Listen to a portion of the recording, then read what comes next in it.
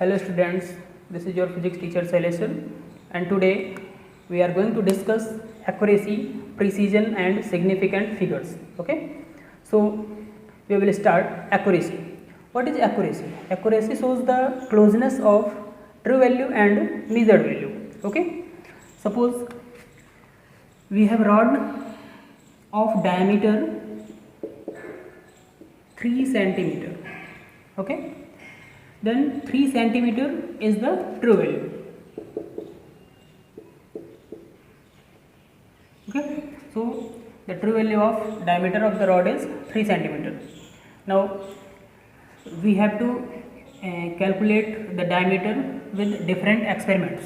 So in the first experiment we observed that the diameter of that rod is 3.2 centimeter, and in second experiment we observed that the diameter of that rod is 3.1 centimeter, and in third experiment we observed that the diameter of that rod is 3.5 centimeter. Okay, these are the three measured values. Clear? So the more accurate value will be that value which is more closer to the true value. Okay, so the value 3.1 centimeter, this is more closer to the true value. So we can say that the value 3.1 centimeter is more accurate value. Okay, so ऐसी value जो original value true value के close होगी उसे हम more accurate value बोलेंगे, और इस तरीके से हम लोग एक्यूरेसी को डिफाइन कर सकते हैं. Okay, now the next is precision. Precision shows the limit to which physical quantity is measured. Okay, so precision can be determined by the least count of measuring instrument. Suppose we have two instruments, one is vernier calipers. Okay, and the least count of vernier calipers is 0.01 centimeter. Okay, vernier calipers एक measuring instrument है जिसका least count हमको मालूम है 0.01 centimetre होता है. Okay, और एक दूसरे मेजरिंग इंस्ट्रूमेंट हमने ले लिया screw gauge. So the least count of screw gauge is 0.001 centimetre. Okay, तो जो लीस्ट काउंट है, लीस्ट काउंट क्या होता है? Least count is a minimum possible value measured by any instrument. Okay, तो वर्नियर कैलिपर से हम मिनिमम वैल्यू इतनी मेजर कर सकते हैं और स्क्रू गॉज से मिनिमम वैल्यू इतनी मेजर कर सकते हैं. क्लियर? सो अगर हम इसी रॉड के डायमीटर को जो कि 3 सेंटीमीटर था इसको हम मेज़र करना चाहें वर्नियर कैलिपर से, तो वर्नियर कैलिपर से अगर हम मेज़र कर रहे हैं तो हमें डायमीटर जो है, डायमीटर की वैल्यू डेसिमल के 2 डिजिट्स तक मिल सकती है. मतलब इसमें हम इसके डायमीटर को मेज़र करेंगे तो डेसिमल के आगे 2 डिजिट्स हमको मिलेंगे मेजर्ड वैल्यू में. तो हमने इसको मेज़र किया तो सपोज कर लेते हैं जैसे 3.12 सेंटीमीटर हमको इसकी मेजर्ड वैल्यू मिल गई. ओके, और जब हमने उसी को स्क्रू गॉज से मेज़र किया तो उसकी वैल्यू हमको डायमीटर मिल गया आपके पास 3.562 सेंटीमीटर. ओके, तो अगर हमें इसमें ये देखना है कि कौन सी मोर प्रिसाइज वैल्यू है, तो मिल गया. ओके, तो जब हमने वर्नियर कैलिपर से मेज़र किया तो हमें डेसिमल के बाद 2 डिजिट्स मिले, बट जब हमने स्क्रू गॉज से मेज़र किया तो डेसिमल के बाद 3 डिजिट्स हमको मिल गए. मीन्स जो प्रिसीजन है वो ये रिप्रेजेंट करता है कि डेसिमल के आगे कितनी मैक्सिमम डिजिट्स हमको मिल रहे हैं. क्लियर? तो जिसमें मैक्सिमम डिजिट होंगे वही मोर प्रिसाइज वैल्यू हो जाएगी. तो ये वैल्यू जो है ये हमारी मोर प्रिसाइज वैल्यू हो गई.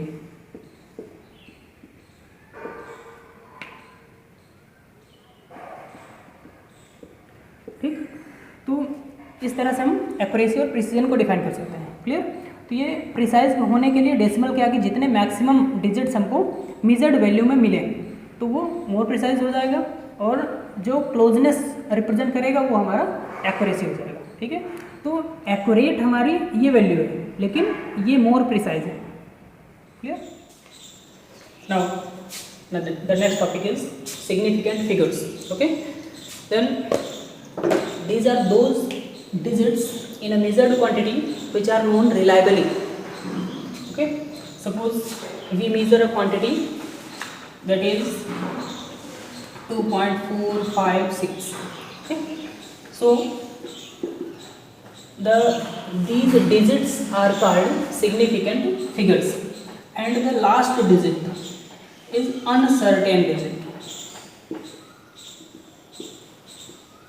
Uncertain digit. Okay, so these are the significant figures. Clear? Then in a measured quantity, how many digits are present that are significant figures? Okay, so significant figures calculate करने के लिए हमारे पास कई rules हैं, तो उन रूल्स को देखेंगे. Okay, now these are some rules to determine the number of significant figures. Okay, so first rule is all non-zero digits are significant. Okay, so if we take an example, this is 12.5. okay, this is a these all are non-zero digits, so it has 3 significant figures. Okay, so in a measured quantity 12.5 there are 3 significant figures. Suppose if we have 56.289, then it has 5 significant figures. Okay, now the next rule is all zeros between two non-zero digits are significant. Okay, now if we consider 10,5,6,0,5, okay, this is an example, and in this number we have to calculate the number of significant figures. Then there are 6 significant figures because all the zeros between two non-zero digits are significant. Okay, so this have 6 significant figures. Now the next example is, suppose we have 2001. In this number there are 4 significant figures. Yeah. Now the next is all zeros to the right of non-zero digit in a quantity which have no decimal point are not significant. Means if we have a quantity which have no decimal point and have some zeros, means like this.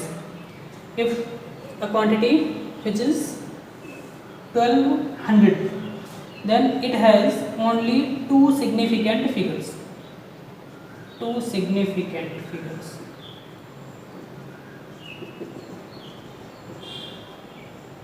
Okay, which one? This is 1 and 2. These are 2 significant figures. Similarly, if we consider 36,000, then it have also 3 and 6. These are 2 significant figures.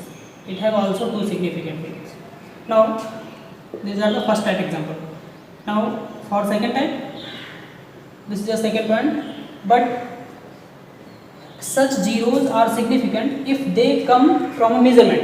Suppose this quantity 1200 is measured by a apparatus and this value is in meter.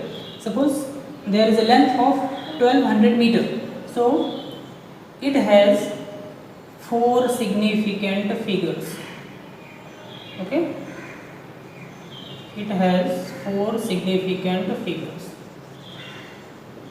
Clear? Now if it is measured with a apparatus, then it has also 5 significant figures. Clear? So अगर कोई भी quantity normally ऐसे लिखी हुई है तो उसमें zeros को हम सिग्निफिकेंट फिगर्स काउंट नहीं करेंगे, लेकिन अगर वही क्वांटिटी किसी यूनिट के टर्म्स में लिखी है तो अगर यूनिट के टर्म्स में लिखी है मीन्स क्या हुआ कि वो क्वांटिटी किसी ऑपरेटर्स के थ्रू मेजर की गई है, तो अगर वो मेजर्ड क्वांटिटी है तो उसमें जितने भी जीरोज होंगे सभी को हम सिग्निफिकेंट फिगर्स काउंट करेंगे. Clear? Now the next is fourth point. All zeros to the right of non-zero digits in a quantity which have a decimal point are significant. means if a quantity 20.00, okay, then it has 3 zeros but it has a decimal point, so it have 1 2 3 4 significant figures, 4 significant figures.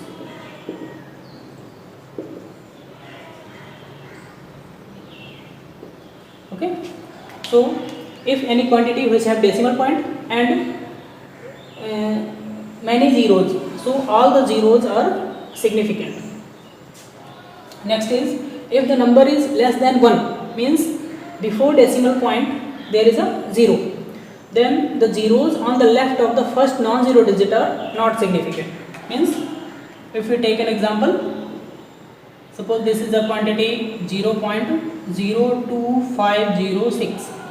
now in this quantity this is a less than 1, okay, and in before first non-zero digit all the zeros are not significant, means this 0 and this 0 we cannot count these zeros as a significant figure, so these are the significant figures. There are 4 significant figures, it has 4 significant figures. Okay, if we write there is 0506070, okay, then how many significant figures are in this quantity? There are 506070, these are the significant figures, and this 0 and this 0, these are not significant figures, so there are 6 significant figures.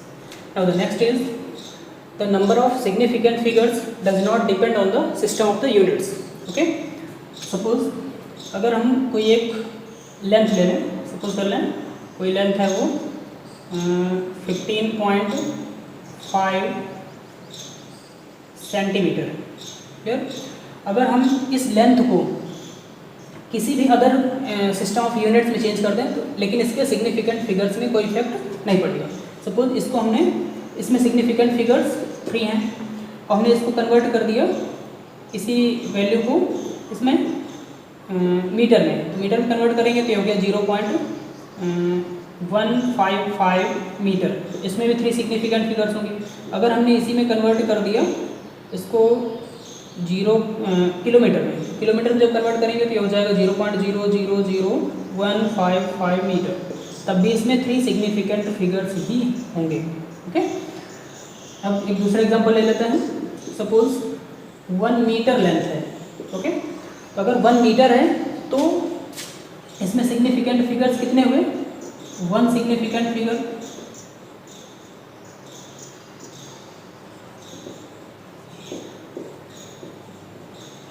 Okay. अब हमने इसी 1 metre length को centimetre में change कर दिया। जब centimetre में change करेंगे तो ये 100 सेंटीमीटर हो गया। तो 100 सेंटीमीटर जरूर है लेकिन इसमें सिग्निफिकेंट फिगर कितना होगा? 1 ही होगा। अगर हमने इसको किलोमीटर में चेंज कर दिया तो अगर आप इसको किलोमीटर में चेंज करो तो ये हो गया 0.001 किलोमीटर, अभी भी इसमें 1 सिग्निफिकेंट फिगर ही है। क्लियर है ना? तो हमें देखना है कि हमने मेजर किस यूनिट में किया होगा। जिस यूनिट में हमने मेजर किया है जितने सिग्निफिकेंट फिगर्स उस मेजर्ड क्वांटिटी में होंगे उतने ही सिग्निफिकेंट फिगर्स रहेंगे, हम किसी भी अदर सिस्टम में उसको चेंज कर दें। Clear? Now the next is rules for rounding of a measurement. हमें किसी मेजरमेंट को राउंड ऑफ करना है, मीन्स उसके नंबर ऑफ सिग्निफिकेंट फिगर्स को डिक्रीज करना है। तो हम लोग कैसे कर सकते हैं? सपोज कर लें कोई भी फिजिकल क्वांटिटी है 2.568, ओके, तो इस फिजिकल क्वांटिटी को हमें राउंड ऑफ करना है। इसमें सिग्निफिकेंट फिगर्स हैं हमारे पास 4 और हमें इसको 3 सिग्निफिकेंट फिगर्स तक इसको राउंड ऑफ करना है। तो हमने जो 3 सिग्निफिकेंट फिगर्स तक हमें राउंड ऑफ करना है तो हमने क्या किया, इसको अगर कोई भी लास्ट डिजिट है, लास्ट डिजिट क्या होता है? अनसर्टेन डिजिट होता है, ये आपको मालूम। तो इस अनसर्टेन डिजिट को हमने क्या किया, इसको हमें रिमूव करना है। तो रिमूव करने के लिए हम ये इसमें चेक करेंगे कि ये जो गिवन वैल्यू है ये 5 से लेस है या 5 से ग्रेटर है। ओके, तो ये तो 5 से ग्रेटर है, तो हमने क्या किया, कोई भी वैल्यू अगर 5 से ग्रेटर होती है तो उसके जस्ट पहले वाले डिजिट में 1 ऐड कर देते हैं, तो ये हो जाएगा 2.57। अब ये हमारा 3 सिग्निफिकेंट फिगर में राउंड ऑफ हो गया। क्लियर? तो अगर कोई भी वैल्यू है 5 से ग्रेटर है या 5 से ग्रेटर है तो उसमें 1 ऐड कर देंगे, और अगर 5 से लेस है, सपोज करें इसी को हम ऐसे लिखते हैं 2.562, ठीक है। अब हमको इसको 3 सिग्निफिकेंट फिगर्स तक राउंड ऑफ करना है। तो 3 सिग्निफिकेंट फिगर्स तक राउंड ऑफ करने के लिए हमें ये चेक करना है कि लास्ट डिजिट हमारा 5 से ग्रेटर है या 5 से लेस है। अगर 5 से लेस होगा तो हम लोग उस डिजिट को केवल हटा देंगे और इधर वाले नंबर्स में कोई इफेक्ट नहीं पड़ेगा। मीन्स ये हो जाएगा 2.56, केवल यही रहेगा, 2 केवल रिमूव हो जाएगा। लेकिन अगर हम इसमें 8 रिमूव कर रहे हैं, मीन्स जो कि 5 से ग्रेटर है, तो इसमें हो जाएगा आपका 1 डिजिट 1 ऐड हो जाएगा, तो 6 की जगह पर आपने 7 इसमें किया। क्लियर? तो ये आपका फर्स्ट रूल हो गया। सेकेंड रूल देखिए, सेकेंड रूल में ये बोला गया कि अगर कोई भी सिग्निफिकेंट कोई भी वैल्यू है, हमें उसमें से 5 को राउंड ऑफ करना है। मीन्स अगर इसी में हम देखें 2.565, क्लियर? अब हमें 5 को हटाना है, इसको हमें 3 सिग्निफिकेंट फिगर्स तक राउंड ऑफ करना है। तो हम क्या करेंगे, 5 को रिमूव करने के लिए 5 से ग्रेटर होता तो 1 ऐड कर देते, 5 से लेस होता तो ऐसा ही उसको रिमूव कर देते। लेकिन अब 5 है तो 5 के लिए हमको 2 रूल्स देखने हैं। अगर 5 के जस्ट पहले इवन नंबर है, क्लियर? अगर 5 के जस्ट पहले इवन नंबर है तो हम उसको एज इट इज लिख देंगे, केवल 5 को रिमूव कर देंगे बस। 2.56 ये हो जाएगा, ठीक है। तो हमें क्या करना है, अगर 5 है तो 5 के लिए 2 रूल्स। अगर इसमें इवन है तो हम क्या करेंगे, इवन में कोई भी नंबर ऐड नहीं करना है, जैसा है वैसा ही लिखेंगे, केवल 5 को रिमूव कर देंगे। तो हमारा 3 सिग्निफिकेंट फिगर बन गया। ठीक। बट अगर हम कोई भी ऐसा नंबर देखें जिसमें इवन ना हो, ठीक है, ऑड हो, सपोज इसको हमने ऐसे लिख दिया 575, अगर ऐसे लिखा होता तो हम लोग क्या करते हैं, अब 5 के पहले ये ऑड नंबर आ गया। अगर ऑड नंबर होगा तो हम उस ऑड नंबर में 1 ऐड कर देंगे, ठीक है। ये हो जाएगा आपका 2.58। क्लियर है ना?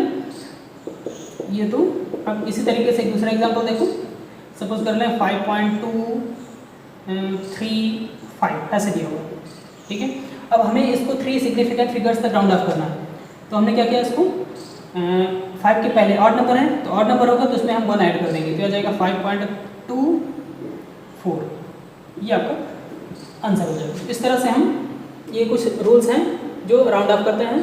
ये जनरल सभी को मालूम है कि अगर जो लास्ट डिजिट है वो 5 से ग्रेटर होता है तो हम 1 ऐड कर देते हैं, 5 से लेस होता है तो उसको वैसा ही लिखा रहने देता है, ठीक है।